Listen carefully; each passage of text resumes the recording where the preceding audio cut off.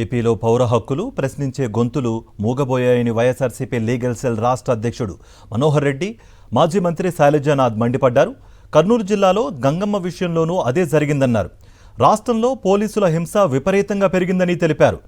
Gangamma lockup death sitting జడ్జితో విచారణ జరిపించాలని demand చేశారు. చంద్రబాబు ప్రభుత్వంలో మనిషి ప్రాణానికి విలువ లేదని ఆగ్రహం వ్యక్తం చేశారు. ఈ రాష్ట్రంలో పౌర హక్కులు ప్రశ్నించే గొంతులు ఇవన్నీ మూగబోయినాయని మేము భావించాం. ఎందుకంటే ఆ గ్రామంలోని ప్రజలందరికీ గంగమ్మ అనుమానాస్పద మృతికి సంబంధించి అనేక విషయాలు తెలిసినప్పటికీ మాకెందుకులే, మేమేమైనా చెప్తే మళ్ళీ మమ్మల్ని ఈ పోలీసులు బతకనిస్తారా, మమ్మల్ని టార్గెట్ చేస్తారనే భావనలో భయభ్రాంతులకు గురైన పరిస్థితిని మేము చూసాం.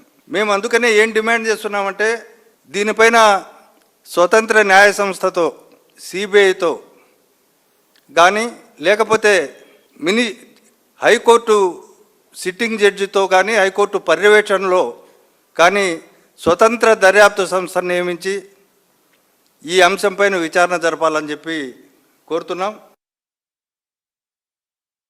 నేను అడిగేది ఒక్కటే, ఈ రోజున గౌరవ ముఖ్యమంత్రి గారికి తగిన గౌరవంతో అడుగుతా ఉన్నా నేను. ముఖ్యమంత్రి గారు ఒక్కసారి మీరు ఆలోచించండి, ఒక నిమిషం.